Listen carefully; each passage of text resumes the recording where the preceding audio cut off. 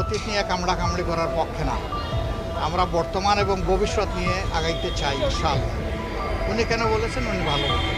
ওনাকে জিজ্ঞেস করলে আপনারা উত্তর পাবেন খুব ভালো। গাজীপুরেও দেখলাম একজন সমন্বয়ক গুলিবিদ্ধ হয়েছে।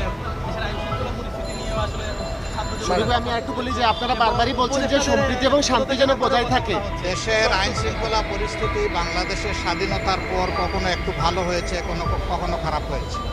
খুব ভালো কখনো ছিল না, খুব ভালো কখনো হবে না, যতক্ষণ পর্যন্ত রাজনৈতিক নেতৃবৃন্দের সিদ্ধান্ত সঠিক না হবে।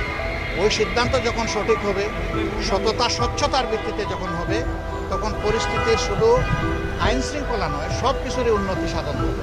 এর সাথে সব কিছু রিলেটেড। যারা গুলি করেছে তারা দুর্বৃত্ত। এভাবে গুলি করার অধিকার কাউকে কারণে প্রতিবাদ করতে হয়, করবে। আমরা কোনো ধরনের বিশৃঙ্খল পরিস্থিতিকে কখনো সমর্থন করি না এবং করব না। আচ্ছা, এখন যে পরিস্থিতি চলছে